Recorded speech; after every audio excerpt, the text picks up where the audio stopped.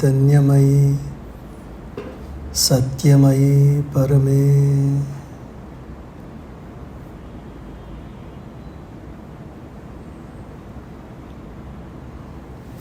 మనము శ్రీ అరవిందుల గ్రంథము the mother take up చేశాము. క్రితము సారి మనం కలిసినప్పుడు అసలు ఈ గ్రంథం మూలం ఏమిటి, ఇది ఎప్పుడు రాయబడింది, దీని శ్రీ అరవిందుల పూర్ణయోగ సాధనా మార్గంలో దీని విశిష్టత ఏమిటి, ఇవన్నీ చర్చించుకున్నాము. ఇవాళ మొదటి అధ్యాయము మనము ప్రారంభిస్తున్నాము.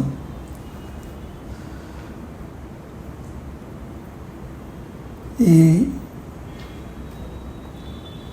సిరీస్ ఏదైతే ఉందో దీనికి సాధ్యమైనంత వరకు మనం ఎక్స్టర్నల్గా ఏమీ కండిషన్ ఇంపోజ్ చేయట్లేదంటే ఒక్కొక్క సెషన్లో ఒక్కొక్క చాప్టర్ పూర్తి చేద్దామని, కానీ ఇలాంటి నిబంధనలు ఏమీ పెట్టుకోకుండా నడిచే కొద్దీ ఎలా నడుస్తుందో దాన్ని బట్టి we will take our time. It may take 13, it may take 15, it may take 18. ఎన్నాళ్ళు పడుతుందో దానికి ఒక నిబంధన అంటూ పెట్టుకోకుండా ముందుకెళ్దాము. సాధ్యమైనంత వరకు నేను ఇక్కడ మీకు చెప్పబోయే విషయాలు ద మదర్ శ్రీ అరవిందో ఈ గ్రంథం గురించి భక్తులు అడిగిన ప్రశ్నోత్తరాలలో రాయటము ఒకటి.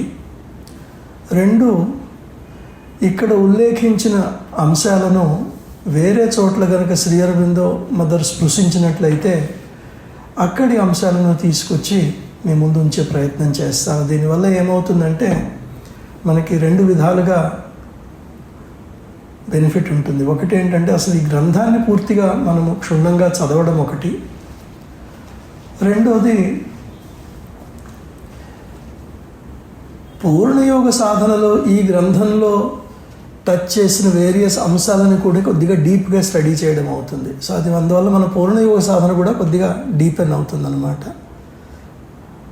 ఈ రకంగా మనము టేకప్ చేస్తాము ఈ సబ్జెక్ట్ని.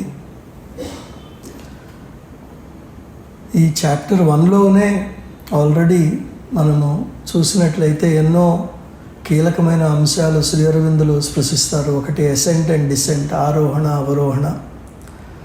Similarly inner being and outer being. Similarly importance of surrender. All of these are already there in this chapter anamata. So we will take up one by one and go through this.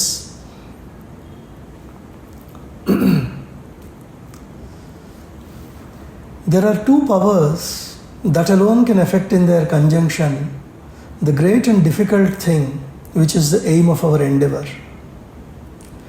A fixed and unfailing aspiration from below and a supreme grace from above that answers. మన ప్రయత్నోద్దేశ్యము దుర్లభ్యమగు ఘనతారాశయము. దాన్ని సిద్ధిగాంచుట అవసరములు 2 కలవు. క్రింది నుండి మొరలిడు సుస్థిర మోఘాకాంక్ష, దీనికి సరియగు ఊర్ధ్వము నుండి కటాక్షించు పరాత్పరుని కృప. వీని పరస్పర సమ్మేళముననే ఈ సిద్ధి గాంచ వీలగును. ఇక్కడ 4 కీలకమైన ఆస్పెక్ట్స్ ఉన్నాయి ఈ ప్యాసేజ్లో. There are 2 powers. First of all 2 శక్తుల సమ్మేళనం అయితే కానీ మనం ప్రయత్నం చేసి ఈ పూర్ణయోగ సాధనము మనకి పూర్తిగా మనకు ఆ సిద్ధి రాదు అంటున్నారు. ఈ 2 శక్తులు ఏమిటి అనేది చూడాలి. We have to see what are these 2 powers. The great and difficult thing which is the aim of our endeavour. So ఇక్కడ రాస్తారు, మనం చాలా ఉత్కృష్టమైన ధ్యేయాన్ని పట్టుకున్నాము, ఆ ధ్యేయం ఏమిటో కూడా మనం చర్చించాలి. 2వ aspect. Then a fixed and unfailing aspiration that calls from below, the 3rd thing. and the supreme grace from above that answers. So the two powers Sri Aurobindo refers to are the aspiration from below, the call from below, and the response from above. ఇది గనక మనము Shri Aurobindo symbol చూస్తే దాంట్లో 2 triangles కనపడతాయి మనకి. ఒకటి upward pointing triangle, ఒకటి downward triangle. These are representation of the aspiration from below and the response from above.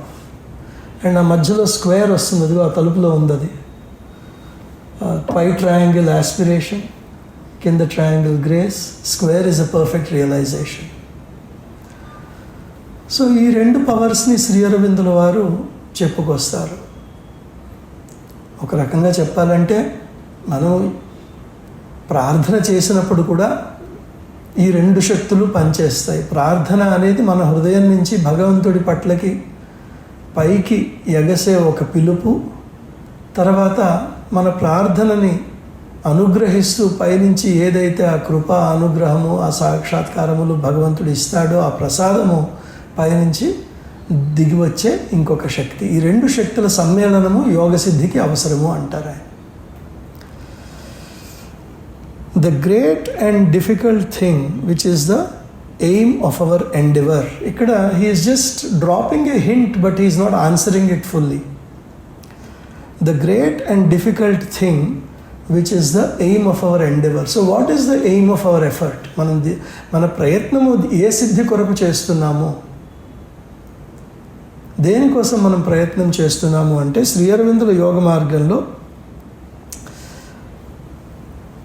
అన్ని ప్రక్రియలకి ఒకటే ధ్యేయం. అదేమిటి అంటే ట్రాన్స్ఫార్మేషన్, రూపాంతరము చెందుట. Transformation of our nature, that is the aim of our endeavour. All of integral yoga, all these 36 volumes, if you have to bring down to one point, it is transformation of our nature. ఇప్పుడు ఈ ట్రాన్స్ఫర్మేషన్ని కూడా మనము కొద్దిగా అర్థం చేసుకోవాలి. ఇప్పుడు అదేంటండి శ్రీ అరవిందుల యోగంలో ట్రాన్స్ఫర్మేషన్ ఏమిటండి? ప్రతి యోగంలోనూ ట్రాన్స్ఫర్మేషన్ ఉంది కదా. In bhakti yoga there is transformation of nature, in karma yoga there is transformation of nature, in Bhagavad Gita there is transformation of nature. Sri Krishna talks about prakriti and he says త్రిగుణాలని నువ్వు చూసుకోవాలి, ఆ త్రిగుణాలలో నెమ్మదిగా సత్వగుణం వైపుకి రావాలి, తర్వాత త్రిగుణాతీతుడు అవ్వాలి, ఇవన్నీ చెప్పాడు కదా. ట్రాన్స్ఫర్మేషన్ కాదా? అలాగే భక్తి యోగ మార్గంలో సారూప్యముక్తి, సాయుధ్యముక్తి ఇవన్నీ రావడం ట్రాన్స్ఫర్మేషన్ కాదా? అసలు సింపుల్గా పతంజలి యోగ సూత్రాలు ఫాలో అవుతూ, యమ నియమాలను ఫాలో అవుతూ కొంతవరకు ప్రకృతిని కొద్దిగా మనం మలుచుకోవడం అది ట్రాన్స్ఫర్మేషన్ కాదా అంటే శ్రీ అరవిందుల వారు కొద్దిగా దానికి ఇలాబరేషన్ ఇస్తారు. అసలు ట్రాన్స్ఫర్మేషన్ అంటే ఏమిటి అంటే, transformation is not taking up existing nature with its 3 gunas and trying to improve upon it so that we can raise our consciousness and attain moksha. త్రిగుణపూరితమైన మన ప్రస్తుత ప్రకృతిని కొద్దిగా మెరుగుపరిచి మన చైతన్యాన్ని ఉద్ధరించి మోక్షం సాధించుట రూపాంతరము కాదు అని చెప్తున్నారు ఆయన. మరి ఏమిటండి రూపాంతరము అంటే శ్రీ అరవిందుల వాక్యంలో it is essentially letting the higher divine consciousness come down into our physical, vital and mental beings and change their very fundamental nature into divine nature. This is the key.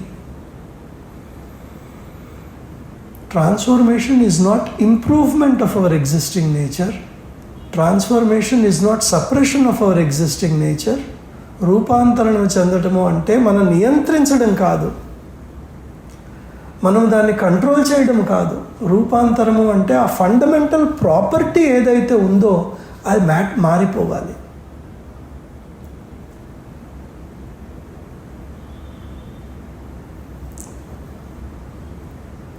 ఉన్నతమైన దైవిక చైతన్యాన్ని మన భౌతిక, ప్రాణిక, మానసిక ప్రకృతిలో స్వీకరించి, శ్రీ అరవిందులు ఫిజికల్, వైటల్, మెంటల్ అంటారు. ఆ 3 పొరలు భౌతికంగా, ప్రాణమయంగా, మనోమయంగా, ఈ 3 పొరలలో కూడా ఆ దివ్య తేజస్సు దిగి రావాలి. దిగి వచ్చి దాంట్లో ఇప్పుడు ఉన్న గుణాలని పూర్తిగా తుడిచిపెట్టి ఆ దైవిక చైతన్యం ఉండాలి అక్కడ. ఇప్పుడు సింపుల్గా ఇంకొక ఉదాహరణ తీసుకుంటే, వ్యవసాయంలో మీరు అడిగితే కనుక ఒక్కొక్క చోట ఉన్న మట్టి ఒక్కొక్క మనకి పంటకి పనికొస్తుంది. కొన్ని చోట్ల వరి పండుతుంది, కొన్ని చోట్ల కాటన్ వస్తుంది, కొన్ని చోట్ల ఇంకేదో పళ్ళు వస్తాయి, పూలు వస్తాయి. ఇది ఆ మట్టికి ఉన్న సహజ ప్రకృతిని బట్టి మనం డిసైడ్ చేస్తాం. శ్రీ అరవిందులు వారు ఏమంటారంటే, ఆ మట్టిలోకి నువ్వు ఎలాంటి వెలుగుని ప్రకాశాన్ని తీసుకురావాలంటే దాని సహజ స్వభావంతో ఏదైతే ఒకటో రెండో చూపిస్తుందో అవి కాదు, ఆ మొత్తం మారిపోవాలి. అది దాంట్లో ఉన్న సహజ గుణం మారిపోయి అక్కడ దైవిక ప్రకృతి ఎస్టాబ్లిష్ అవ్వాలి. The soil has to be completely transformed so that it is not one flower or one fruit. It is the complete divine consciousness that is embedded in our matter. That is transformation. లేకపోతే సహజంగా మన ప్రకృతి మన వాసనలని, మన సహజ గుణాలని అలాగ నిక్షిప్తం చేస్తుంది. మనం ఎంతవరకు సక్సెస్ అవుతామంటే, సరే ఆ ఉన్న వాసనల్లో కొద్దిగా మెరుగుగా ఉన్నవి పట్టుకుని నిమ్నంగా ఉన్నవి వదిలేస్తాం. అది ట్రాన్స్ఫర్మేషన్ కాదు. కోపం సహజంగా ఉంటుంది కానీ కొద్దిగా అణుచుకుంటాం, అది ట్రాన్స్ఫర్మేషన్ కాదు. ప్రశాంతత మనలో ఎంత నిండుకుపోవాలంటే ఇంక అసలు కోపం అక్కడ రావడానికి వేళ్ళు పెట్టే అవకాశం కూడా ఉండదు. వాటికి వేళ్ళు లోపలికి వెళ్ళవు ఆ సాయిల్లోకి, అక్కడ దాకా రావాలి మనం. This is transformation. It is a very, in Sri Aurobindo's yoga transformation is not a general word, it's a technical word. దానికి ఒక ప్రత్యేకమైన మీనింగ్ ఉంది, అది మనం తెలుసుకోవాలి. సో మన ప్రయత్నంలో the great and difficult thing which is the aim of our endeavour అని ఏదైతే అంటారో, that is complete transformation of the physical, vital and mental nature. కొంతవరకు ఇది మళ్ళీ ఇంకో 2వ చాప్టర్లో కూడా వస్తుంది మనకి, ఎలా ట్రాన్స్ఫార్మ్ చేయాలి అని ఆయన చెప్తారు. దాంట్లో మైండ్ని ఎలా ట్రాన్స్ఫార్మ్ చేయాలి, వైటల్ని ఎలా ట్రాన్స్ఫార్మ్ చేయాలి, ఫిజికల్ని ఎలా ట్రాన్స్ఫార్మ్ చేయాలి ఆయన చెప్తారు అక్కడ. సరే, అది అయిపోయింది. నెక్స్ట్ ఇందాక 2 విషయాలు చెప్పారు కదా. A fixed and unfailing aspiration that calls from below. కింద నుండి మొదలుడు సుస్థిర అమోఘ ఆకాంక్ష. సుస్థిరంగా ఉండాలి, అమోఘంగా ఉండాలి ఆ ఆకాంక్ష. సో ఇది ఆకాంక్ష ఇప్పుడు దీంట్లో ఆపరేటివ్ వర్డ్ అయింది కాబట్టి అసలు ఆకాంక్ష అంటే ఏమిటి? ఆకాంక్ష అనేది ఉన్నతమైన విషయాల కోసం అభిలాష, దైవం కొరకు, దైవిక చైతన్యానికి సంబంధించిన విషయాల కొరకు పడే అభిలాషని ఆకాంక్ష అని చెప్పారు శ్రీ అరవిందులు. ఈ ఆకాంక్ష ఇచ్ఛాశక్తికి సంబంధించిన విషయం. మనిషి సాధనలోకి వచ్చినప్పుడు ఎల్లప్పుడూ ఆ ఆకాంక్షని మేల్కొల్పి జాగృత స్థితిలో ఉంచవలెను. Constant aspiration, constant aspiration, constant aspiration. మన ప్రకృతితో గొడవ ఏంటంటేనండి, అది ఒకసారి పైకి ఒకసారి కిందికి, కాన్స్టెంట్ చేంజ్ కావాలి మన ప్రకృతికి. ఒక స్థిరమైనది ఏదైనా సరే ఎక్కువ కాలం దానికి రుచించదు. అది ఆనందమే కావచ్చు, మహదానందం అయినా కూడా మనం 20 రోజుల కంటే ఎక్కువ దాన్ని పట్టుకోలేము. మళ్ళీ ఇంకేదో రుచి కావాలి మనకి. That is the nature of our. మొహమ్మత్తిపోతుంది దానికి. ఎలాగైతే జిలేబీ కావాలంటే 2 కిలోల జిలేబీలు ఎవరికైనా ప్లేట్లో పెట్టి ఇస్తే తిరగలరా వాళ్ళు. ఎంత జిలేబీ ప్రియుడైనా 4 జిలేబీల తర్వాత చాలండి అంటారు.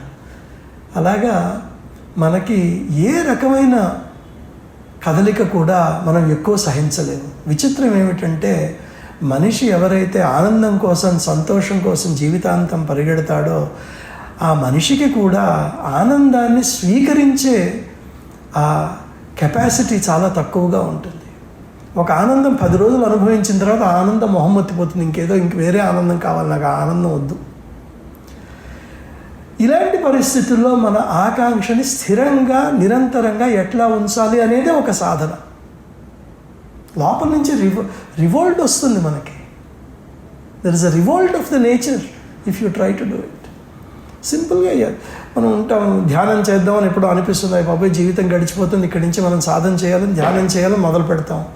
బ్రహ్మముహూర్తం అంటే మంచిదని అందరూ చెప్పారని బ్రహ్మముహూర్తంలో మొదలు పెట్టేస్తాం. ఒక రోజు 4ంటికి లేచిపోతాం, ధ్యానం చేసుకుంటాం, బాగుంటుంది. ఒక 10 రోజులు చేస్తాం. ఆ 11వ రోజు గుర్తొస్తుంది, అరే నేను రాత్రి భోజనం లేట్ అయింది కదా, ఇవాళ కొద్దిగా అరగంట లేట్గా చేద్దాంలే అనుకుంటాం. నిద్ర సరిగ్గా పట్టదు, 3ంటికి మెలకు వచ్చేసాం కదా, ఇప్పుడు 4:30కి ధ్యానంలో కూర్చొని నిద్రే పోతాను కదా, ఎందుకు లేని వదిలేస్తాం. ఇలా నెమ్మదిగా 10 రోజులు చేసింది 20 రోజులు చేయలేము. మళ్ళీ తర్వాత గుర్తొస్తుంది, అయ్యో we forgot to do it, మళ్ళీ మొదలు పెడతాం. ఆకాంక్ష అనేది అలా కాకుండా దాన్ని స్థిరంగా ఉంచగలగడం కూడా ఒక సాధన, చాలా పెద్ద సాధన. అది అలా ఉండాలి అంటున్నారు శ్రీ అరవిందో. ఉన్నతమైన విషయాల కోసం పడే అభిలాష, దైవిక చైతన్యానికి సంబంధించిన విషయాల కొరకు అభిలాష అనేది ఆకాంక్ష. ఈ ఆకాంక్ష ఇచ్ఛాశక్తికి సంబంధించినది. మన ఇచ్ఛాశక్తి బలంగా ఉన్నంత వరకు ఈ ఆకాంక్షను మనం నిలబెట్టుకోవాలి. అందుకనే భగవంతుడు గీతలో అంటారు, అభ్యాసాన్ని కావాలి, అభ్యాస వైరాగ్యాలు ముఖ్యమయ్యా సాధనలో అంటారు. ఆ అభ్యాసం అంటే ఏమిటి? చేసిందే చేయడం, ఒక క్రమశిక్షణతో పాటించడం, అలా ముందుకు నడిచిపోతూ ఉండడం. ఆ ఆకాంక్షను అలా నిలబెట్టాలి మనము.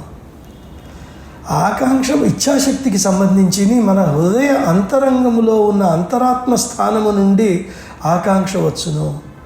మన అంతరంగము నుండి అన్ని భాగములలోకి ఆకాంక్ష కిరణాలు ప్రసరిస్తాయి. సైకిక్ బీయింగ్ నుంచి వస్తుంది ఆ ఆస్పిరేషన్ అనేది. The seat of aspiration is in the psychic being and the rays of aspiration can spread through the physical, vital and mental nature to keep that aspiration alive. MP Pandit garu కూడా అంటారు, ఆకాంక్ష ఎప్పుడూ సడలకూడదు, అది ఎల్లప్పుడూ క్రియాశీలకంగా ఉండాలి, యాక్టివ్గా ఉండాలి, ప్యాసివ్గా ఉండకూడదు. It should always be active and moving.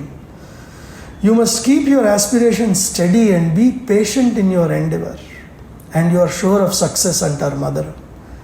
Be steady and it is sure to be granted.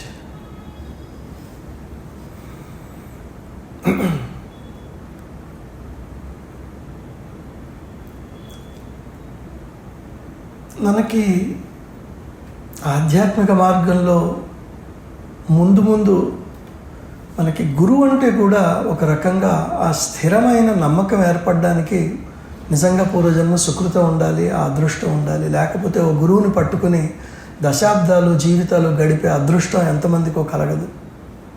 Spiritual shopping అన్నారు ఒక ఆవిడ, మా ఫ్రెండ్ ఒక ఆవిడ, neuro surgeon, serious spiritual seeker. ఏమిటి యూ గో స్పిరిచువల్ షాపింగ్, 3 ఏళ్ళు 4 ఏళ్ళు ఒక గురువుతో, ఇంకో 3 ఏళ్ళు 4 ఏళ్ళు ఇంకో గురువుతో, ఇంకో 3-4 ఏళ్ళు ఒక చోట విపాసన అయిపోతుంది, ఇంకో చోట జపం అయిపోతుంది, ఇంకో చోట అద్వైతం అయిపోతుంది, ఇంకో చోట ఏమిటేమిటో క్రియాయోగం అయిపోతుంది. కానీ స్థిరంగా పట్టుకుని చేయలేము మనం. ఎందుకంటే సాధన ఒక లెవెల్కి వచ్చిన తర్వాత అది అలా నిలబెట్టడం చాలా కష్టం. మనకి ఎక్సైట్మెంట్ కావాలి, ఎక్సైట్మెంట్ ఉండదు. ఇన్ఫ్యాక్ట్ జీవితంలో ఏదైనా చాలా విషయాల్లో మనకి సక్సెస్ రావాలంటే చేసిందే అల్లరి పెట్టకుండా చేస్తూ కూర్చోవాలి. అక్కడ బోర్ కొట్టేస్తుంది మనకి. గ్రేటెస్ట్ ఫైనాన్షియల్ సక్సెస్ ఉందనుకోండి, ఇట్ డజంట్ ఒకరోజు ఏదో మంచి స్టాక్ పట్టుకోవడంతో రాదు. అది చేసిన పనే మళ్ళీ చేయాలి, చేసిన పనే మళ్ళీ చేయాలి. డిసిప్లిన్ పెట్టుకోవాలి, చేస్తూనే ఉండాలి. మనకి మంచి బాడీ కావాలనుకోండి, హెల్త్ వైజ్ ఒక 4 రోజులు కూర్చొని వ్యాయామం చేస్తే సరిపోదు.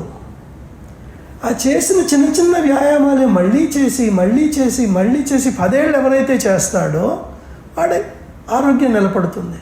ఉన్నటువంటి 6 ప్యాక్ తెచ్చుకుని మళ్ళీ 3 ఏళ్లలో 6 ప్యాక్ పోగొట్టుకుంటే దానివల్ల ఆరోగ్యం నిలబడదు. సో ఈ బోరింగ్ వర్క్ ఏదైతే ఉంటుందో ఆ బోరింగ్ వర్కే లాంగ్ టర్మ్ సక్సెస్ ఇస్తుంది మనకి. మన వైటల్కి అది నచ్చదు. అది వచ్చింది కూడా ఈ ఆకాంక్షతో ఉన్నది కూడా అదే. అది నిలబెట్టగలగాలి. అది మానవ కృషితోనూ ఎక్సైట్మెంట్తోనూ అవుతుంది. దీనికి ఒక 5-6 ప్రక్రియలు ఉన్నాయి మనకి. రెగ్యులర్గా చదువుకోవాలి, రెగ్యులర్గా ఇలాంటి సత్సంగాలకి రావాలి, ఎవరు లేనప్పుడు వచ్చి ఇక్కడ సమాధి దగ్గర కూర్చుని కళ్ళు మూసుకుని కూర్చోవాలి, ఏదైనా పుస్తకం చదువుకోవాలి. ఇలాంటి కొన్ని మనం అలవాటు చేసుకుంటే అవన్నీ మన ఆకాంక్షను నిలబెడతాయి. కానీ నిరంతరము జరగాలి ఇవన్నీ మనకి. So a fixed and unfailing aspiration that calls from below అంటే ఇదన్నమాట. ఆ నిరంతరము స్థిరముగా నిలబడేది ఆకాంక్ష. దీనికి పైనుంచి ఒక అనుగ్రహం దిగి వస్తుంది. ఇలా ఎప్పుడైతే ఆకాంక్ష నిలబడుతుందో ఆ దైవ కృప, దైవానుగ్రహం పైనుంచి కిందకు వస్తాయి. A supreme grace from above that answers. ఊర్ధ్వము నుండి కటాక్షించు పరమాత్ముని కృప అనుగ్రహము. ఎంపీ పండిట్ గారు అంటారు, grace is a spontaneous movement of love from the divine towards his creation. It follows no reason and no logic of the human sense. ఈ దైవ అనుగ్రహాన్ని అర్థం చేసుకోవడము కూడా చాలా కష్టం ఒక రకంగాను. ఎందుకంటే ఇది ఒక లాజిక్తో సంబంధించిన విషయం కాదు. నేను 10 కొబ్బరికాయలు కొడితే నాకు ఎంత వస్తుంది, నేను 20 ప్రదక్షిణాలు చేస్తే నాకు ఎంత వస్తుంది, నేను రోజు దీపం పెడితే నాకు ఎంత వస్తుంది, దానితో సంబంధం లేదు. దైవ కృప అనేది దైవం నుండి తన సృష్టి వైపుకి యాదృచ్ఛికంగా వెలువడే ఒక కదలిక, ఒక అనురాగము, ఒక ప్రేమ. మరి దీన్ని ఎలా పొందాలండి? A state of grace has to be built up slowly. The soul goes on building a condition which invokes the grace. మనపై సదా కృపావర్షము కురిసే ఆంతరంగిక స్థితి మనము నెమ్మదిగా నిర్మాణము చేసుకొనవలెను. మనపై సదా కృపావర్షము కురిసే ఆంతరంగిక స్థితిని మనము సదా నిర్మాణము చేసుకొనవలెను. ఎల్లప్పుడూ ఆ అనుగ్రహం మనపై ఉండేలా అభీప్స మనలో పెంపొందాలి. మళ్ళీ ఇది ఆస్పిరేషన్కి సంబంధించిన విషయం. అగైన్ ఆ కృప ఎలా వస్తుందండి మన దగ్గరికి అంటే నెమ్మదిగా నెమ్మదిగా నెమ్మదిగా రోజు కొంత మనం ప్రయత్నము చేసి, అమ్మా నా దగ్గరికి రా, ఆ దైవాన్ని నా దగ్గరికి పిలిచి, నేను ఎత్తలేని ఈ బరువు, నీ జీవితాన్ని నేను ఎత్తలేను, ఈ జీవితంలో ఉన్న బరువులు నేను ఎత్తలేను, ఈ సంసార సాగరాన్ని నేను దాటలేనయ్యా, నువ్వే వచ్చి నన్ను ముందుకు తీసుకెళ్ళు అని ఆ పిలుపు ఎప్పుడైతే నిరంతరంగా ఉంటుందో మన ప్రకృతిలో నెమ్మదిగా ఆ వెలుతురు దిగుతూ ఉంటుంది. ఎప్పుడైతే ఆ వెలుతురు దిగుతూ ఉంటుందో నెమ్మదిగా ఆ దైవకృప మన వైపు మరలుతూ ఉంటుంది. ఇది మనము ఒక రోజుతో అయ్యేది కాదు. ఆ భక్తి నిలబడాలి అలాగా. అప్పుడు ఎప్పుడైతే ఆ శరణాగతి, ఆ సమర్పణ నిలబడతాయో ఆటోమేటిక్గా దైవకృప మన వైపుకి వస్తూ ఉంటుంది. అలా జరుగుతున్నప్పుడు మనలో ఒక ఆంతరంగిక స్థితి ఏర్పడుతుంది. ఆ వచ్చే కృపావర్షాన్ని అనుభూతి చెంది అది దానికి తీసుకోవలసిన పాత్రత ఏదైతే ఉందో అది మనలో కలుగుతుంది. ఆ పాత్రత కలగాలి. ఆ పాత్రత ఎందుకు సహజంగా కలగదు అంటే మళ్ళీ మన వాసనలు, మన కర్మలు, మన సహజ ప్రవృత్తులు ఇవన్నీ అడ్డొస్తూ ఉంటాయి మనకి. అవన్నీ నెమ్మదిగా కరుగుతాయి, సాధన వల్ల కరుగుతాయి. ఒక రోజుతో అయ్యేది కాదు. Spiritual journey is a marathon. It is not a 100-meter dash. It is a marathon. చేస్తూ ఉండాలి. It will come, time will come. ఇక్కడ ఎంపీ పండిట్ గారు ఇంకొక మాట చెప్తారు. మనం ఇందాక అంటున్నాం కదా, కింద నుంచి పిలుపు ఉండాలి, కింద నుంచి మన ప్రయత్నం ఉండాలి, కింద నుంచి మనం కష్టపడాలి, పైనుంచి అనుగ్రహం వస్తుంది. ఈ పిలుపుకి అనుగ్రహానికి లింక్ ఏమిటి, మన ప్రయత్నానికి అనుగ్రహానికి లింక్ ఏమిటి అంటే ఆయన అంటారు, ఎంపీ పండిట్ గారు అంటున్నారు అన్నమాట. The Mother said, without effort the action of grace can be barren. Without grace human effort may be ineffective. ఇది నేను ఇంగ్లీష్లో చదివి మళ్ళీ తెలుగులో చెప్తాను. Without effort the action of grace can be barren. Without grace human effort may be ineffective. ప్రయత్నం లేకపోతే కృపావర్షము ఒక బంజరు భూమి మీద పడినట్టే అవుతుంది.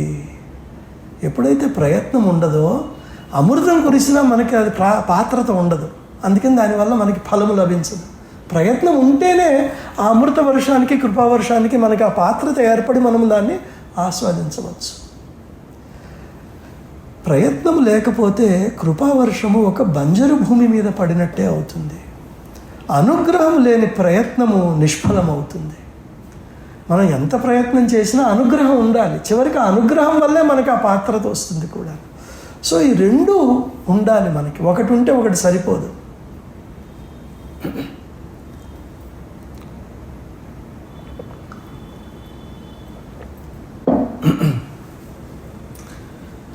దీనికి ఒక ఒక చాలా ప్రాక్టికల్ ఉదాహరణ చెప్తాను నేను.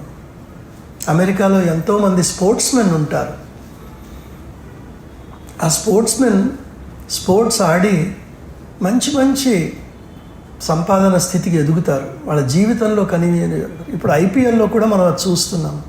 చిన్న చిన్న కుర్రవాళ్ళు, ఎక్కడ వాళ్ళ నాన్న గుడిసె వేసుకుని టీ అమ్ముకునే కుర్రవాడు వచ్చి ఐపీఎల్కి వచ్చేస్తాడు. చక్కగా కోట్ల ఆదాయం వచ్చేస్తుంది ఒక 5 ఏళ్లలో. అమెరికాలో నేను చాలా ఏళ్ల నుంచి చూస్తున్నాను ఈ విషయం. అక్కడ బాస్కెట్బాల్, ఫుట్బాల్ ఇవన్నీ ఆడి పాపర్స్, ఏమీ లేని వాళ్ళు ఉన్నట్టుండి కోటీశ్వర్లు అయిపోతారు. ఈ ఆట ఎంతవరకు నడుస్తుంది? ఒక 30 ఏళ్ళు, 32 ఏళ్ళు, 35 ఏళ్ళ తర్వాత మనిషి తగ్గిపోతాడు, అయిపోయింది. ఇంత కోట్లు గడించిన వాడు 40కి పూర్తిగా మళ్ళీ 0 అయిపోతాడు. ఒకడు కాదు, 100 మంది చరిత్ర ఇది. మళ్ళీ రోడ్డు మీదకి వచ్చేస్తాడు. ఎందుకు అంటే వాడు ఆనందించాడు, వాడికి ఆ డబ్బు వచ్చింది, చాలా సక్సెస్ అయ్యాడు, కానీ దాని పాత్రత లేదు వాడికి. ఆ వచ్చిన అనుగ్రహాన్ని ఎట్లా తీసుకోవాలి, దాన్ని ఎట్లా పొదుపు పెట్టుకోవాలి, ఎట్లా జీవనం దాన్ని అనుగుణంగా ఎట్లా, అది చేత కాదు వాడికి. అలాగే లాటరీ గెలిచే వాళ్ళు ఎంతోమంది కథలు ఇవే. గెలిచిన తర్వాత 5 ఏళ్ళకి ఎక్కడున్నామంటే ఎక్కడ వేసిన గొంగళ అక్కడే ఉన్నానంటాడు వాడు. ఆ పాత్రత పెంచుకోవాలి. అందుకని అనుగ్రహం దాని పని అది చేస్తుంది. అనుగ్రహాన్ని మనం కంట్రోల్ చేయలేము, దాన్ని మనం ఆదేశించలేము. కానీ మన పాత్రత పెంచుకోవడం కోసం చేసే ప్రయత్నం ఏదైతే ఉందో అది మనము చేస్తూ ఉండాలి. అప్పుడు ఏమవుతుందంటే, అప్పుడు మళ్ళీ ఫస్ట్ సెంటెన్స్ ఏదైతే శ్రీ అరవిందులు చెప్పారో, there are 2 powers that alone can effect in their conjunction the great and difficult thing of our, which is the aim of our endeavor, the fixed and unfailing aspiration that calls from below, and the supreme grace from above that answers. ఈ 2 ఎప్పుడైతే సమ్మిళితం అవుతాయో అప్పుడు మనము మన యోగ సాధన ధ్యేయం ఏదైతే ఉందో, మన ప్రకృతిని నెమ్మదిగా రూపాంతరం చేయడము, అప్పుడు అది మనకి సాధ్యమవుతుంది అని ఈ పారాగ్రాఫ్లో శ్రీ అరవిందులు చెప్పారు. But the supreme grace will act in the conditions of the light and truth. It will not act in conditions laid upon it by falsehood and the ignorance.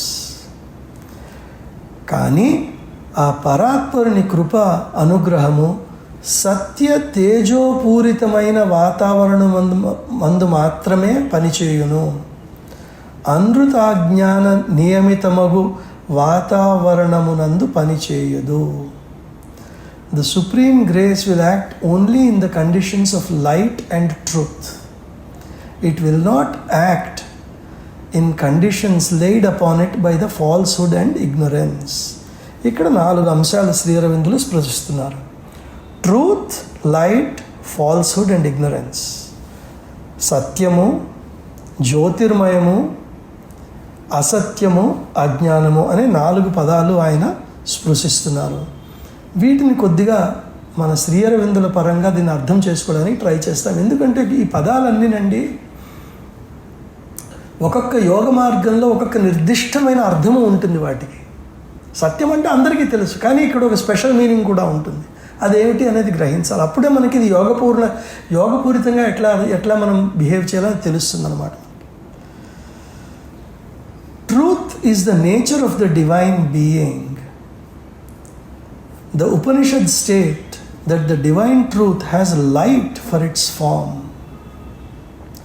సత్యము అనేది దైవత్వం యొక్క స్వభావము.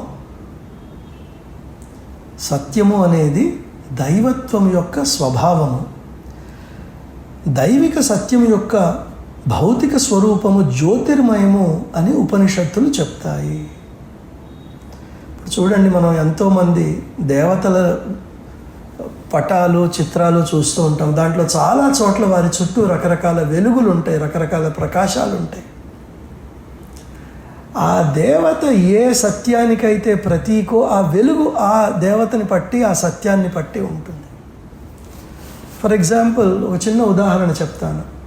జ్ఞాన మార్గము మనకి మోక్షము చాలా ముఖ్యము అనుకున్నాము కాబట్టి ఈ జ్ఞానము వైపుకి మనము తిరిగినప్పుడు ఆరాధించవలసిన దేవతలు 3 ఉంటారు. ప్రత్యేకంగా చెప్పాలంటే శివపరంగా చెప్తే దక్షిణామూర్తి తత్వము అంటారు. ఆయన జ్ఞానమే ఇస్తూ ఉంటాడు మనకి, మౌన వ్యాఖ్య ప్రకటిత. వైష్ణవ పరంగా చెప్తే హయగ్రీవుడు జ్ఞానానికి ప్రతీక, ఆయన మీకు జ్ఞానం ప్రసాదిస్తాడు. అలాగే అమ్మవారి వైపు శక్తి ఉపాసన చేసే వాళ్ళకి సరస్వతి అమ్మవారు, ఆవిడ ఆత్మజ్ఞానాన్ని ప్రసాదిస్తారు. వీరి ముగ్గురి ధ్యాన శ్లోకాలు కనుక మీరు చూస్తే, ఆ ముగ్గురి ధ్యాన శ్లోకాలలో స్ఫటిక వర్ణముని చెప్తారన్నమాట. హస్తాం స్ఫాటిక మాలికాం విదదయీం పద్మాసనే సంస్థితాం వీణాపుస్తకధారిణీం అభయదాం జాఢ్యాంధకారాపహాం, అమ్మవారిది. అలాగే దక్షిణామూర్తి గురించి మాట్లాడితే కూడా ఆయన కూడా చేతిలో స్ఫటికమాల ఉంటుంది అని వర్ణిస్తారు. స్ఫటిక రజత వర్ణము ఉంటారు ఆయన్ని. అలాగా ఒక్కొక్క దేవత ఒక్కొక్క కాంతిని ప్రసరిస్తారు. అలాగే ఇక్కడ ఎప్పుడైతే ట్రూత్ అండ్ లైట్ అంటారో శ్రీ అరవిందో, అవి రెండూ వేరు కాదు. భౌతికంగా అది కాంతి కావచ్చు, కానీ అది సత్యానికి ప్రతీక. అలాగే ఫాల్స్హుడ్ అండ్ ఇగ్నరెన్స్ కూడా వ్యత్యాసం చెప్తారు. ఇక్కడ ఈ 4 పదాలు అర్థమైతే అప్పుడు ఈ సెంటెన్స్ మనకు అర్థం అవుతుంది పూర్తిగా. లేకపోతే జనరల్గా అర్థం అవుతుంది, కానీ స్పెసిఫిక్గా అర్థం అవుతుంది. శ్రీ అరవిందో ఇగ్నరెన్స్కి ఫాల్స్హుడ్కి చాలా బ్యూటిఫుల్ వ్యత్యాసం చెప్తారు. అది వింటే అది ఇది కరెక్టే అనిపిస్తుంది, కానీ అది వినేదాకా అవునా ఇదా అని తెలియదు మనకి. అజ్ఞానం అంటే అవిద్య, విచ్ఛిన్నమైన ఖండితమైన చైతన్యము. అది ఆ చైతన్యం నుండి ఉద్భవించిన అహంకారము, అహంకారపూరితంగా ఉన్న మనసు, ప్రాణము, ఇవన్నీ అజ్ఞానము. Ignorance means avidya. It is a separative and it is a separative consciousness. The egoistic mind and life that flow from it, and all that is natural to the separative consciousness and the egoistic life and mind. The ignorance is the result of a movement by which the cosmic intelligence separated itself from the light of supermind and lost the truth. అజ్ఞానము అనేది అవిద్య. ఒక రకంగా పరిపూర్ణ చైతన్యం నుంచి నెమ్మదిగా ఆ సత్యము దిగి వచ్చేటప్పుడు ఎప్పుడైతే దాని పరిపూర్ణతని కోల్పోతుందో అప్పుడు అజ్ఞానము అవిద్య బయలుదేరుతాయి. శ్రీ అరవిందుల టర్మినాలజీలో చెప్పాలంటే, as the Sachchidananda descended through the supermind and entered the overmind, there the differences started of separation, and the shadow of ignorance starts from the overmental creation. At the supramental there is unity, at overmental there is diversity that separates itself, and division akkadi nunchi start avutundi manaki. So idi ajnanamu. Falsehood on the other hand is not this avidya, but an extreme result of it. It is created by an asuric power which intervenes in this creation in revolt against the truth, in the habit of seizing the truth only to pervert it. అసత్యము అనేది అవిద్య కాదు, అది అవిద్య యొక్క తీవ్ర ఫలితము. ఇంకొక రకంగా చెప్పాలంటే, సింపుల్గా చెప్పాలంటే, ఇంకొక రకంగా మన వ్యవహారిక భాషలో తెలియక తప్పు చేస్తే అది అజ్ఞానము, అది అవిద్య. తెలిసి తప్పు చేస్తే అది అసత్యము. తెలియక తప్పు చేస్తే అది అజ్ఞానము, అది అవిద్య. తెలిసే తప్పు చేస్తే అది అజ్ఞానం కాదు, అది అసత్యము. నేను తెలిసి చేస్తున్నాను అది. ఈ రెండిటికి వ్యత్యాసం ఇక్కడ చూసుకోవాలి. Ignorance is different, falsehood is different. తెలిసి నేను మెలికి పెట్టడం ఫాల్స్హుడ్, తెలియకుండా ఏదో తప్పు చేయడం అది అజ్ఞానము. ఈ డిఫరెన్స్ తెలుసుకోవాలి మనం. ఇన్ఫ్యాక్ట్ నేను అర్చన గారు ఒకసారి చల్లాది స్కూల్కి వెళ్ళి పిల్లలతో మాట్లాడమన్నారు. 2 గంటలు మాట్లాడాము, మెడిటేషన్ని చేయించాం. ఇప్పుడు చిన్నపిల్లలకి 10వ క్లాస్ వాడికి ఏం చెప్తాం ఆధ్యాత్మికత గురించి? ఏం చెప్తాం? ఏం బోధ ఇస్తాం వాడికి?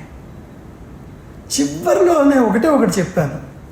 ఈ స్పిరిచువాలిటీ అంతా మీ వరకు వచ్చేసరికి ఒకటే చిన్న సెంటెన్స్ అమ్మ, మీరు ఇది గుర్తుపెట్టుకోండి చాలు, మీరు ఆధ్యాత్మిక వైపు వచ్చేస్తారు.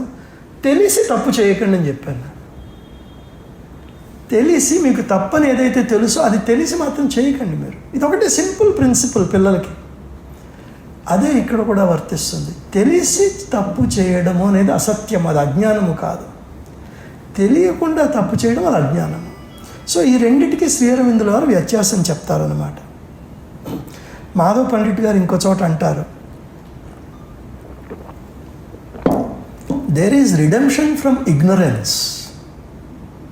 But for one who sticks to falsehood, where can there be redemption?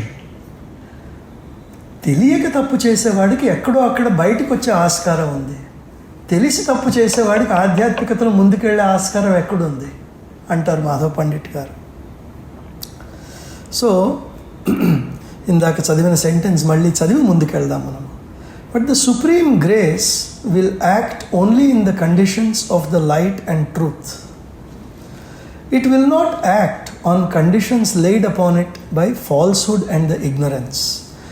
ఈ దైవ కృప ఏదైతే ఇందాక నుంచి మాట్లాడుతున్నామో ఆ దైవ కృప కేవలము ప్రకాశమానమైన జీవితంలోకే ప్రవేశించగలదు. మన జీవితం ఎప్పుడైతే సత్యానికి, ప్రకాశానికి, తేజోనికి కట్టుబడి ఉంటుందో అప్పుడు మనకి దైవ కృప లభిస్తుంది. కానీ ఎప్పుడైతే మనము తెలిసి తప్పులు చేస్తున్నామో, ఎప్పుడైతే మనము తెలిసి పెడదారి పడుతున్నామో అప్పుడు దైవకృప మన దగ్గరికి రమ్మంటే రావడము కష్టమవుతుంది, అది అపాత్రత అవుతుంది. So the supreme grace will act only in the conditions of light and truth. It will not act in conditions laid upon it by falsehood and ignorance. For if it were to yield to the demands of the falsehood, it would defeat its own purpose. పరాత్పరుని కృప అజ్ఞానమునకు లోబడి దాని కార్యముని అదే చరుచుచు. ఇప్పుడు మనకి పనిచేయదు అజ్ఞానంలో అంటే ఎప్పుడైతే అంధకారంలో కూడా ప్రవేశించి మనకు కావాల్సినవి చేయడం మొదలు పెడుతుందో అది ఏ కార్యము కోసం వచ్చిందో అదే చెరిచిపోతుంది, అదే డిఫీట్ అయిపోతుంది.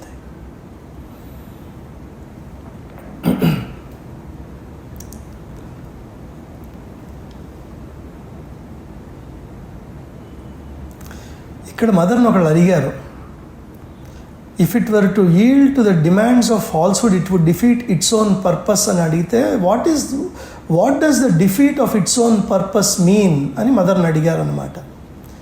అప్పుడు మదర్ ఆన్సర్ ఇచ్చారు, అసలు దైవకృప కిందికి ఎందుకు దిగి వస్తుంది అంటే సత్యాన్ని వ్యక్తీకరించడానికి అది దిగి వస్తుంది.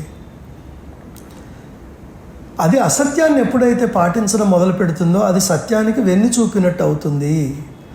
దైవకృప అనేది మనము కావాలి అనుకుంటే మన జీవితాన్ని ఈ రకంగా సత్యం వైపుకి మలుచుకోవాలి, జ్ఞానం వైపుకి మలుచుకోవాలి. అప్పుడు మదర్ కొద్దిగా హ్యూమరస్గా కొన్ని విషయాలు చెప్తారు. She makes a humorous reference. She says when the divine does not do what they want or does not fulfill the conditions they lay down, they say you are not the divine. It is very simple. You do not fulfill the conditions I laid down, therefore you are not the divine. But they do it constantly, So naturally, if to please these people divine grace were to submit to their demands, it would be working entirely against its own purpose and would destroy its own work. దేవుడి వైపు పంతం పెట్టి దేవుడిని పంతం నెగ్గించుకోవడానికి మనము గనక వాడుకుంటే అది మనము సత్యాన్వేషణలో ఉన్నట్టు కాదు, ఆధ్యాత్మికతలో ఉన్నట్టు కాదు, అది మనము నిజంగా యోగ సాధన చేస్తున్నట్టు కాదు. అది మనం క్లియర్గా ఉండాలి. నాకు తెలిసిన వాళ్ళు మా బంధువుల్లోనే ఉన్నారు. ఏ దేవుడిని అయితే వాళ్ళ పూర్వీకులు కూడా ఆరాధించారో అనుకోని అకస్మాత్తుగా ఏదో చెడు జరిగితే ఆ దైవాన్ని పూజించడం కూడా ఆపేసిన పెద్ద మనుషులు ఉన్నారు మా చుట్టుపక్కల.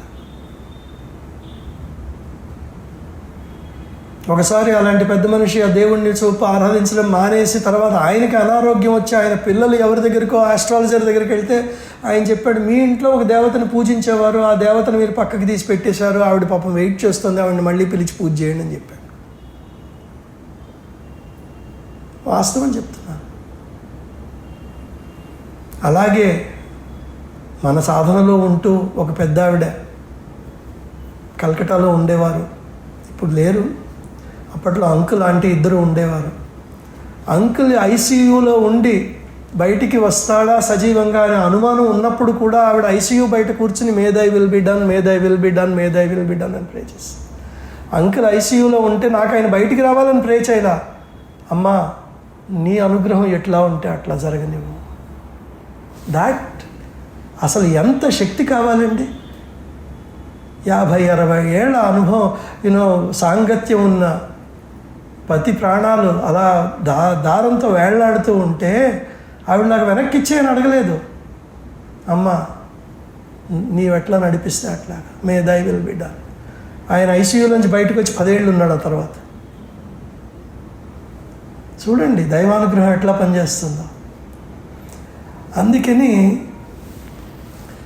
If it were to yield to the demands of falsehood, నాకు ఇదే కావాలి, మా అబ్బాయికి ఇక్కడే అడ్మిషన్ రావాలి, మా అమ్మాయికి ఇక్కడే ఇలాంటి మ్యాచే కావాలి, లేకపోతే నువ్వు దైవానివి కావు అనుకుంటే అది మనం ఆధ్యాత్మికంలో ఏమాత్రం ఉన్నట్టు కాదు.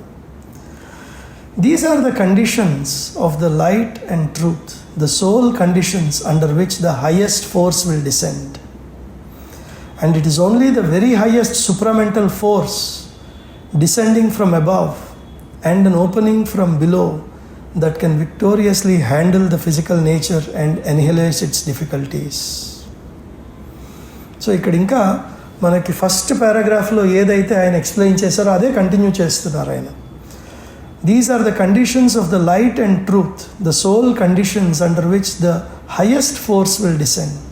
ప్రకాశవంతము సత్యవంతము అయిన వాతావరణంలోకి మాత్రమే ఆ అత్యున్నత దైవిక శక్తి అవతరించగలదు. ఆ వాతావరణం ఆయన ఏదో బయట వాతావరణం చెప్పట్ల, మనలో వాతావరణం గురించి చెప్తున్నాడు ఆయన. మనలో ఎప్పుడైతే సత్యము ప్రకాశము ఉంటాయో అప్పుడే మనలోకి ఆ దైవానుగ్రహం ప్రవహించి మన చైతన్యోద్ధరణకి అది సహకరిస్తుంది. అప్పుడు మనం ఆలోచించాలి, నేను కరెక్ట్గా ఆలోచిస్తున్నానా, నేను సరిగ్గా మాట్లాడుతున్నానా, నేను తప్పు చేస్తున్నానా, నేను వక్రీకరిస్తున్నానా, ఇవన్నీ మనం ఆలోచించుకోవాలి.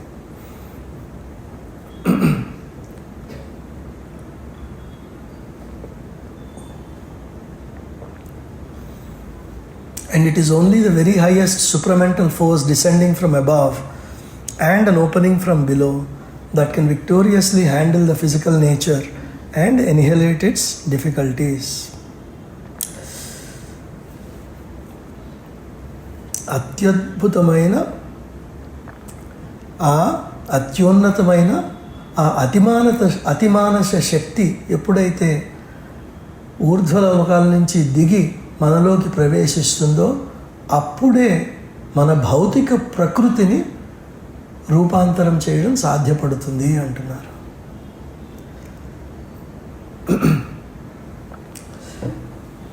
ఇక్కడ శ్రీ అరవిందో ఒక క్లారిఫికేషన్ ఇస్తారు. The physical nature does not mean the body alone, but the phrase includes the transformation of the whole physical mind, vital, material nature, not by imposing siddhis on them, but by creating a new physical nature, which is to be the habitation of the supramental being. ఇక్కడ 2 important క్లారిఫికేషన్లు ఇస్తున్నారు శ్రీ అరవిందో మన యోగ పరంగా. First physical nature అంటే భౌతిక ప్రకృతి అనుకుంటాము. భౌతిక ప్రకృతి అంటే ఏమిటి? ఈ శరీరం. శ్రీ అరవిందుల యోగంలో భౌతిక ప్రకృతి శరీరం మాత్రమే కాదు. ఆయన ఈ భౌతికము అనే పదాన్ని మళ్ళీ టెక్నికల్గా వాడి, భౌతికం అంటే ఏంటి? జడంగా ఉండేది, కదలనిది, ఎక్కడున్నావు గొంగళి అంటే వేసిన చోట ఉన్నానని కంబళి అనే టైప్లో ఉండేది, మారనిది, తమోగుణంతో పూరితమైనది. ఇది భౌతిక ప్రకృతి. కానీ ఎప్పుడైతే ఒక మనిషి ఆలోచనలు కూడా ఇవే పరంగా ఉంటాయో, ఎప్పుడైతే ఒక మనిషి ఆలోచనలు తమోగుణంతో పూరితమై ఉంటాయో, ఎప్పుడైతే ఒక మనిషి ఆలోచనలు ఇంకొకటి మంచి చెప్తే మారే ప్రసక్తి లేదో, నేను పట్టిన కుందేలుకి 3 కాళ్ళు ఉంటాయి అంటారు. ఆయన ఏమంటారంటే అది భౌతిక మానసము అంటారు, ఫిజికల్ మైండ్. ఆ మనిషి మారడంతే. మీరు 100 చెప్పండి, అదే రకంగా ఉంటాడు. 20 ఏళ్ల క్రితం ఎలా ఆలోచించాడు, 20 ఏళ్ళ తర్వాత కూడా అదే ఆలోచిస్తాడు. అలాంటి మనిషి మనస్తత్వము భౌతికమైన మనస్తత్వము అంటారు శ్రీ అరవిందో. అది కూడా భౌతిక ప్రకృతి కిందకే వస్తుంది. అలాగే ఉద్వేగాలు కూడా, అదే కోపము మారదు మనిషి. లేదు కోపం మంచిది కాదయ్యా, సాధనగా మంచిది కాదయ్యా, మారడంతే. అహంకారము, నేను చెప్తే కూడా విండా వీడు. 20 ఏళ్ల క్రితం అంతే. 50 ఏళ్ళు వచ్చిన తర్వాతన్నా పట్టుబిడుపు ఉండాలి కదండి. జీవితం కరిగిపోతుంది మనం కళ్ళ ముందు అనేది తెలియకపోతే మనిషికి. కానీ మనకి ఎంతమంది తెలుసు? అదే పట్టుదలలు. ఇంకా వాళ్ళు మన తెలుగులో సామెత కూడా ఉంది, పుట్టుకతో వచ్చింది పుడకలతోనే పోతాయి, అదో గొప్ప అనుకుంటారు మనుషులు. ఇంకేమి యోగ సాధన, ఇంకేమి ఆధ్యాత్మికత. మనిషి కేవీ రావు అంకుల్ ఒకసారి అన్నారు, ప్రతిరోజు మనం మారిపోవాలయ్యా అన్నారు. Every day we should change as children of Mother and Sri Aurobindo. మారుతున్నావా? ఇదంతా భౌతిక ప్రకృతి. ఆ భౌతిక ప్రకృతి మానసికంగా మారాలి, మన ఉద్వేగాలు మారాలి, ఫిజికల్గా మారాలి. Now Shri Aurobindo is coming to the second phase of this discussion. ఒక రకంగా చెప్పాలంటే ఈ చిన్న పుస్తకం సాధన చేస్తే పూర్ణయోగ సాధన అంతా వచ్చేస్తుంది దీంట్లోకి. మనకి ఒక్కొక్క అక్షరము, ఒక్కొక్క వర్డ్కి దీనిలో ఎంత డెప్త్ ఉందో. ఇదో PhD థీసిస్. అందుకని నేను టైం కన్స్ట్రెయింట్స్ పెట్టుకోకుండా చేస్తే మనకి చేసిన ఫలితానికి అందరికీ వస్తుంది. విన్నందుకు మీకు, చెప్పినందుకు నాకు. ఎందుకంటే ఇవన్నీ సేకరించాలి, ఒక చోట సేకరించడం అంటే అది కూడా నాకు 10 పుస్తకాలు చదివే అవకాశాన్ని ప్రసాదిస్తుంది. సో ఇప్పుడు నెక్స్ట్ ఒక మూవ్మెంట్ నుంచి, మ్యూజిక్లో మూవ్మెంట్స్ ఉంటాయి కదా, ఒక మూవ్మెంట్ నుంచి ఇప్పుడు శ్రీవరంలో సెకండ్ మూవ్మెంట్లోకి వస్తున్నారు. ఇప్పటిదాకా ఆ 2 శక్తుల గురించే చెప్పారు. ఆ 2 శక్తులు ఏమిటి, ఆ 2 శక్తులు ఏం చేస్తాయి, ఆ 2 శక్తులు ఎలాంటి పరిస్థితుల్లో దిగి వస్తాయి, ఇవన్నీ చెప్పారు. ఇప్పుడు now he's going to the next. There must be a total and sincere surrender. There must be an exclusive self opening to the divine power. There must be a total and sincere surrender. There must be an exclusive self-opening to the divine power.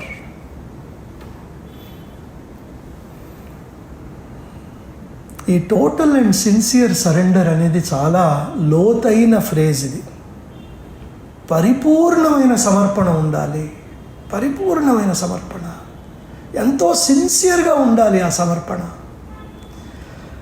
దీన్ని కిరీట్ జోషి గారు దీని మీద కొద్దిగా వ్యాఖ్య చేశారు. అసలు sincere surrender అంటే ఏమిటి అనేది కిరీట్ జోషి అని ఆయన చాలా పెద్ద సాధకుడు. ఆయన యాక్చువల్గా యంగ్ ఏజ్లో ఇలాగ సత్యాన్వేషణకై ఒక పుస్తకాల పురుగులాగా తినేస్తూ ఉండేవాడు. ఎవరికి తెలియదు. అప్పుడు ఎవరో అన్నారు, సరే నువ్వు ఇన్ని పుస్తకాలు చదువుతావు కదా, ఏదో లైఫ్ డివైన్ చదువుని లైఫ్ డివైన్ ఇచ్చారు ఆయనకి. సరే అలా టేబుల్ మీద పెట్టున్నాయి ఆయన దగ్గర 20 పుస్తకాలు 30 పుస్తకాలు ఉన్నాయి. He kept it on the table. తర్వాత ఇచ్చిన ఆయన మళ్ళీ అడిగట్టు, చదివావా అని. లేదు, చదవలేదు అన్నట్టు. ఆయన సత్యాన్వేషణ. ఎందుకంటే ఆయన చదవాల్సినంతా చదివి ఇది కాదు అనేది నిర్ధారణకు వచ్చేసాడు, ఇది సరిపోదని. కానీ ఏది సరిపోతుందో తెలియట్లా. అప్పుడు లైఫ్ డివైన్ చదవడం మొదలుపెట్టి కొన్ని రోజుల్లో అది పూర్తి చేసి అసలు ఇది రాసింది ఎవరు అని చెప్పేసి వెతకడం మొదలుపెట్టాడు. అప్పటికి ఆయన పరిస్థితి ఏమిటి, IAS క్వాలిఫై అయిపోయాడు. ఆయన ICS క్వాలిఫై అయిపోయాడు. క్వాలిఫై అయిపోయి అది వదిలేసి వచ్చి అరవిందాశ్రమం జాయిన్ అయ్యాడు. తర్వాత ఎంతో సేవ చేశాడు మహానుభావుడు. ఆయన చాలామంది దృష్టిలో ఆయన పూర్ణ సాధకుడు. ఆయన నిజంగా ఆత్మసాక్షాత్కారం కలిగి జీవన్ముక్తుడిగా జీవించాడు అని మేము అందరము భావిస్తాము. ఆయన చెప్పాడు దీని గురించి ఏమిటి, టోటల్ అండ్ సిన్సియర్ సరెండర్. ఆయన 3-4 సార్లు ఆయన కలిసే అదృష్టం నాకు కలిగింది. ఆయన చివరి దశలో ఆశ్రమంలో ఉండగా కూడా నేను ఆయన్ని మా ఆవిడతో పాటు వెళ్ళి ఒక 10 నిమిషాలు ఆయన్ని కలిశాను. కలిసి బయటికి వచ్చిన తర్వాత నా పరిస్థితి ఏంటంటే, ఇంక మా ఆవిడతో చెప్పాను, ఇలా కాదు, నేను ఇక్కడ పావుగంట మెడిటేషన్ చేసుకోవాలి. ఎందుకంటే ఆయన రూమ్లో ఉన్న వైబ్రేషన్స్ అంత ఇంటెన్స్గా ఉన్నాయి. I just came out. అక్కడ ఇలాగే ఏదో గట్స్ ఉంది, ఫ్లవర్ పాట్స్ ఉన్నాయి. ఆ ఫ్లవర్ పాట్స్ దగ్గర కూర్చొని మెడిటేషన్ చేసుకున్నాను. అంత ఇంటెన్స్గా ఉంది ఆయన వైబ్రేషన్, మహానుభావుడు. సో ఈ టోటల్ అండ్ సిన్సియర్ సరెండర్ గురించి ఆయన చెప్తూ, సాధకుడు నిరంతరము సత్య సాధన, సత్యాన్వేషణలో నిమగ్నమై ఉండటమే కాకుండా సాధకుడు ఆధ్యాత్మిక ప్రకాశములో జీవిస్తూ సత్యానికి విధేయతతో ఉంటూ అజ్ఞానము, అసత్యము వంటి విషయాలలో అప్రమత్తతతో ఒక ధీరుడిలా జీవిస్తూ దైవ సేవలో పూర్తి విశ్వాసంతో, విధేయతతో, భక్తితో ఉంటే అది ఆత్మసమర్పణ అనవచ్చు. బాబా ఎన్ని చెప్పేశారండి బాబు. ఈ ఒక్క సెంటెన్స్ పట్టుకుంటే 10 ఏళ్ల సాధన అయిపోతుంది. మళ్ళీ ఒకసారి తెలుగులో చదివి మళ్ళీ ఇంగ్లీష్లో చదువుతాను. సాధకుడు నిరంతరము సత్య సాధన, సత్యాన్వేషణలో నిమగ్నమై ఉండటమే కాకుండా సాధకుడు ఆధ్యాత్మిక ప్రకాశములో జీవిస్తూ సత్యానికి విధేయతతో ఉంటూ అజ్ఞానము, అసత్యము వంటి విషయాలలో అప్రమత్తతతో ఒక ధీరుడిగా జీవిస్తూ దైవ సేవలో పరిపూర్ణ విశ్వాసంతో, విధేయతతో, భక్తితో ఉండటమే అది పరిపూర్ణ ఆత్మ సమర్పణ అనవచ్చు. The seeker is not only constantly engaged in the search of truth and truth alone, but is also in a state of illumination and obedience to the truth. In a state of the one who is heroic and constantly vigilant to the obscurities and falsehoods and fights them courageously, and in a state of faithfulness and total devotion to the service with full loyalty and fidelity in the service of the divine. 4 things he has said. ఇది మనకి పూర్ణ యోగము అనేది ఎందుకే అంటారు, ఏ ఒకటి పట్టుకున్నా మనకి పరిపూర్ణత వచ్చేస్తుంది, దాంట్లో మిగతావన్నీ కూడా వచ్చేస్తాయి. ధీరుడిలా ఉండాలట. మనలో ఎన్నో లోపాలు కనపడతాయి. కనపడినప్పుడు ప్రతి క్షణం కనపడినప్పుడల్లా వాటిని పట్టుకుని ఎట్లా దీన్ని సార్ట్అవుట్ చేయాలి, ఇది మళ్ళీ మళ్ళీ వస్తుంది ఈ ప్రాబ్లం, ఎట్లా ఉండాలి, ఎవరి పరిసరాల్లో ఉంటే ఇలాంటి ఉద్వేగాలు వస్తున్నాయి, అవి ఎట్లా కాపాడుకోవాలి, విజిలెంట్గా ఉండాలి, అప్రమత్తతతో ఉండాలి. తర్వాత ఎంపీ పండిట్ గారు అంటారు, sincere surrender awakens the deeper perception, and that element of knowledge strengthens the movement of surrender, and it deepens and extends it in the being.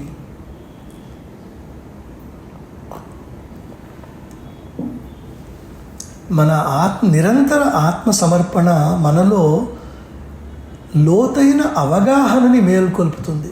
మనం ఏంటంటేనండి, ఇప్పుడు కొంతమంది ఉంటారు, భగవద్గీత చదువుతారు, మొదటిసారి చదివితే అర్థం అవుతుంది, రెండోసారి చదివితే అరే నేను లాస్ట్ టైం ఇది మర్చిపోయానే, ఇది నేను పట్టుకోలేకపోయానే అనుకుంటాం, మూడోసారి చదివితే ఇంకేదో తెలుస్తుంది మనకి.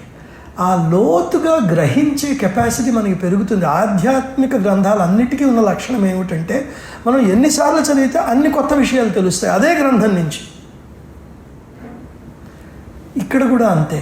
మన ఆత్మ సమర్పణ ఎప్పుడైతే లోతుల్లోకి వెళుతుందో మన అవగాహన పెరుగుతుంది. అవగాహన పెరిగే కొద్దీ ఆత్మ సమర్పణ పెరుగుతుంది. Our understanding deepens as we go deeper in to the surrender, and as we go deeper into the surrender, our understanding further enhances. So there must be a total and sincere surrender annaru, akkada daaka manam cover chesam. Next, there must be an exclusive self opening to the divine power. Exclusive self opening to the divine power. కేవలం దైవిక శక్తికి మాత్రమే స్పందించగలగటము ముఖ్యము అంటున్నారు ఇక్కడ. Exclusive implies one can be open to many things at one time, not only to the divine power but also its opposite. That's what MP Pandit ji says. ఇప్పుడు ఇది కొద్దిగా మనకి తెలిసిన విషయమే, కానీ మనకి ఎలా దీన్ని వ్యక్తిగతంగా అన్వయించుకోవాలి అనేది ఎవరికి వాళ్ళు చూసుకోవాలి. ఇప్పుడు ఏమవుతుందంటే, ఒకసారి భగవంతుడి దగ్గరికి వచ్చినప్పుడు, సాధనలోకి వెళ్ళినప్పుడు, అది దేవతా సాధన కావచ్చు, దేవతారాధన కావచ్చు, లేకపోతే వేదాంతిక సాధన కావచ్చు, లేకపోతే పూర్ణయోగ సాధన కావచ్చు, ఇలాంటి సాధనలు మొదలుపెట్టినప్పుడు ఎంతో అంత దైవానుగ్రహం రావడం వల్ల మనలో కొన్ని విషయాలు, శక్తులు కూడా అనొచ్చు, అవి మనలోకి రావడం మొదలు పెడతాయి. కానీ పరిపక్వత లేని సాధకుడు ఇలాంటి శక్తులు వచ్చినప్పుడు వాటిని వక్రీకరించి తన అహంకారానికి, తన వ్యామోహాలకి వాడుకుంటాడు. ఇది సహజ ప్రవృత్తి. ఇది మనం ఎన్నో ఏళ్ల నుంచి చూస్తున్నాం. పురాణాల్లో కూడా ఉన్నాయి, ఎన్నో కథలు ఉన్నాయి, గురువుల గురించి ఉన్నాయి. ఇక్కడ ఒక లౌకిక విషయం చెప్పి ఆధ్యాత్మిక మళ్ళీ వస్తాను. కొంతమంది ఏమంటారంటే, లేదండి ఆ స్వామీజీ ఉత్తి బోగస్ అండి, చూసారా అక్కడ పట్టుబడిపోయాడు, డబ్బులు తీసుకున్నాడు ఆయన దగ్గర, చూసారా ఇక్కడికి వెళ్ళాడు, ఇక్కడ వ్యధవేషాలు వేశాడు. ఇక్కడ ఏంటంటే మనం పరస్పరంగా ఇవి వ్యతిరేకాలు అనుకుంటాం. ఆయన సాధన లేదు అందుకని ఇలాంటి పని చేశాడు అనుకుంటాం, కానీ యాక్చువల్గా అది తప్పు. సాధన ఉంది మనిషిలో, కానీ ఆ సాధనతో వచ్చిన శక్తిని ధరించే కెపాసిటీ లేదు. మనమేమంటే సాధన లేదంటాం, వాడు ఎదవండి కాదు, సాధన ఉంది మనిషికి. ఆ సాధన పరంగా అతను చేసే కృషి చేస్తున్నాడు, కానీ ఆ సాధన వల్ల వచ్చిన శక్తిని ధారణ చేసే కెపాసిటీ లేదు మనిషికి. ఆ ప్యూరిఫికేషన్ లేదు, అక్కడ తడబడతాడు మనిషి. ఆ ప్యూరిఫికేషన్ అవసరం మళ్ళీ. సో ఇప్పుడు ఏమవుతుందంటే exclusive self opening to the divine power అని రాశారు ఇక్కడ శ్రీ అరవిందో. సాధన చేసేటప్పుడు మనకి దైవానికి మాత్రమే స్పందించగలిగే శక్తి మనలో ఉండాలి. అది చాలా తక్కువ మందికి ఉంటుంది. అది కూడా పెరగాలి నెమ్మదిగా మనకి. కొంతమంది అంటే జరిగిపోతాయి. పూర్ణయోగ సాధనలో ఉన్న ఒక పెద్ద మనిషి, పూజనీయుడు, నాకు పితృతుల్యుడు, ఆయన ఒకసారి ఇక్కడ హైదరాబాద్ ఏదో ఆపరేషన్కి వచ్చారు. మా ఇంట్లోనే ఉన్నారు, నేను లేను ఇక్కడ, కానీ తర్వాత నాకు తెలిసిన విషయం, హాస్పిటల్లో అడ్మిట్ అయ్యారు. హాస్పిటల్లో అడ్మిట్ అయ్యి అక్కడ ఏదో ట్రీట్మెంట్ నడుస్తుంది. అక్కడ ఒక కేరళ అమ్మాయి నర్సు ఆయనకి సేవ చేస్తుంది. సేవ చేస్తుంటే ఈయన అన్నారమ్మా, ఎక్కడుంటావు నువ్వు? ఇక్కడే ఉంటాను అంకుల్ అని. మీ తల్లిదండ్రులు ఎక్కడుంటారు అని. అక్కడ ఏదో కేరళలో ఏదో ఊరి పేరు చెప్పింది. ఓ పంచే మీ నాన్నను ఒకసారి రమ్మడకూడదా అన్నారు ఆయన. ఎందుకు ఏమిటి ఏం చెప్పలేదు, మీ నాన్నని రమ్మనొచ్చు కదా ఒకసారి అంటే, చూస్తారేమో అంకుల్ అని చెప్పేసి వాళ్ళ నాన్నకి ఫోన్ చేసింది రమ్మని. నాన్న వచ్చాడు. నాన్న వచ్చే లోపల ఈ అమ్మాయి కాలు మెలతపడి కాలు విరిగిపోయింది. ఆ అమ్మాయిది. ఆ అమ్మాయిని చూసుకోవడానికి నాన్న వచ్చాడు. ఇవన్నీ అంకుల్కి తెలుసా అంటే, మరి నాకు తెలియదు అంకుల్కి తెలుసో తెలియదు. He just said, why don't you call your father? నెమ్మదిగా హాస్పిటల్లో ఈ విషయం తెలిసిపోయింది. ఇంకా మిగతా వాళ్ళందరూ ఆయన దగ్గరికి ప్రశ్నలు రావడం మొదలుపెట్టారు. ఈయన మీలాగా నాలాగా ఉన్న వ్యక్తే, మదర్ పిల్లవాడు. ఈ మధ్య కాలం చేశారు, 96 ఏళ్ళకో 97 ఏళ్ళకో ఈ మధ్య కాలం చేశారు. మనము సాధన చేసే కొద్దీ మనం అడగకపోయినా సరే కొన్ని శక్తులు మనలోకి వస్తాయి. కానీ ఆ శక్తిని మనం ధర్మపరంగా, సత్యపరంగా, తేజోగుణపరంగా ధరించగలమా అనేది మనం చూసుకోవాలి. నేను ఆ శక్తిని నా ప్రమోషన్కి వాడుకుంటాను, థాట్ రీడింగ్ ఒక శక్తి వస్తూ ఉంటుంది, నేను ఆ థాట్స్ నెగోషియేషన్స్లో వాడుకుంటాను, పనికిరావు. తర్వాత ఈ అంకుల్ ఏం చేశారంటే, పాండిచ్చేరి వెళ్ళి సమాధి దగ్గర కూర్చుని, అమ్మ ఈ శక్తిని నువ్వే ఉపసంహరించుకో అని అమ్మ దగ్గర ఆల్మోస్ట్ 30-40 రోజులు నిరంతరంగా ప్రార్థన చేస్తే అమ్మ అప్పుడు ఆ శక్తిని ఆయన నుంచి ఉపసంహరించుకుంది. ఎందుకంటే ఇలాంటి శక్తులు మనలోకి వస్తాయి, ధారణ చేసే కెపాసిటీ మనకుందా? That is what Sri Aurobindo says when he says exclusive self opening to the divine power. ఇక్కడ మదర్ కూడా కొన్ని విషయాలు చెప్తారు. ఈ ఎక్స్క్లూసివిటీతో గొడవ ఏంటంటే, మనం ఒక రకంగా ఎక్కడికి వెళ్తే ఆ వాతావరణంలో ఉన్న వైబ్రేషన్స్ మనం అబ్జార్బ్ చేసేసుకుంటూ ఉంటాం. అమ్మ దగ్గర ఉండి మెడిటేషన్ చేస్తే అక్కడ మంచి వైబ్రేషన్స్, ఇలాంటి చోటకు వస్తాము, సాధారణ మనం అందరం కలుస్తాము, సత్సంగాలు చేసుకుంటే మంచి వైబ్రేషన్స్ వస్తాయి.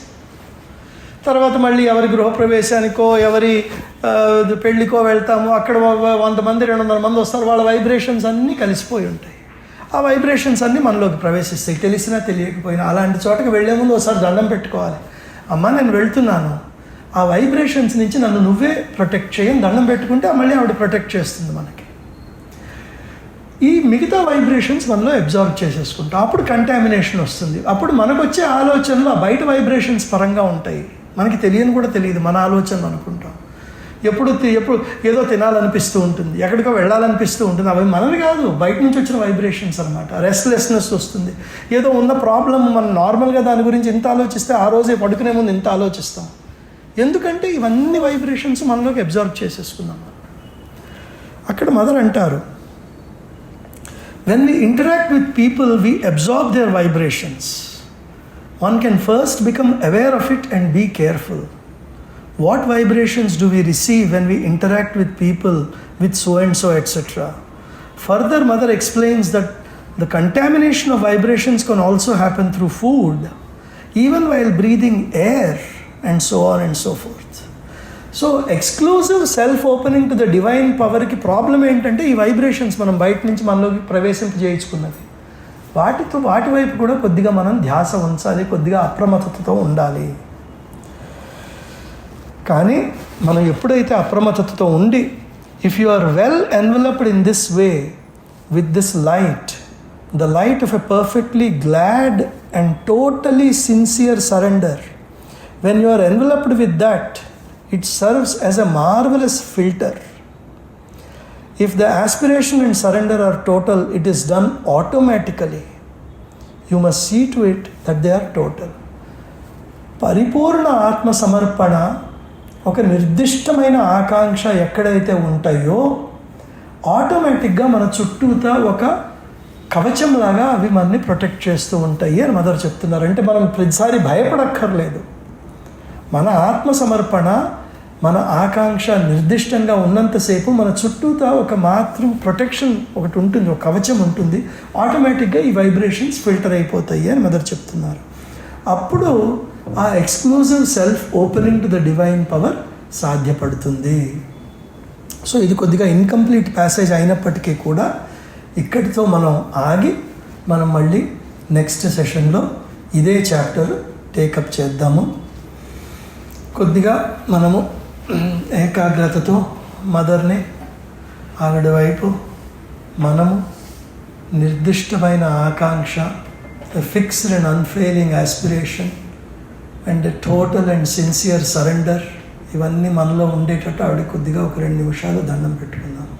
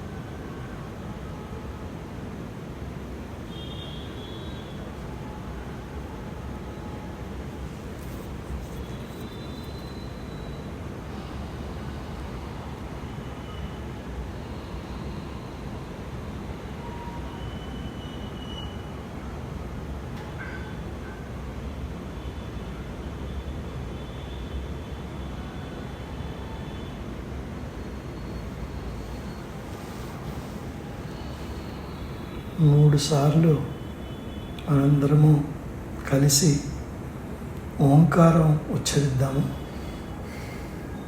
Let us take a deep breath and let go first.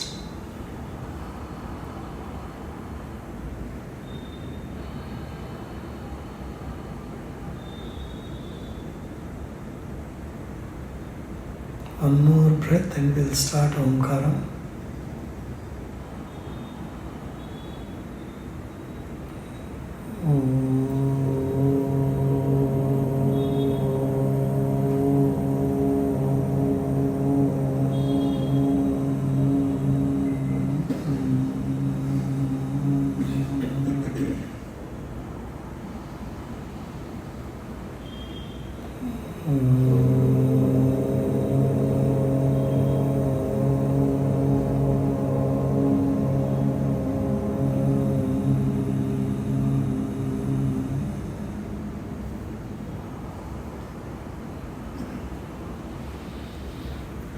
Mm-hmm.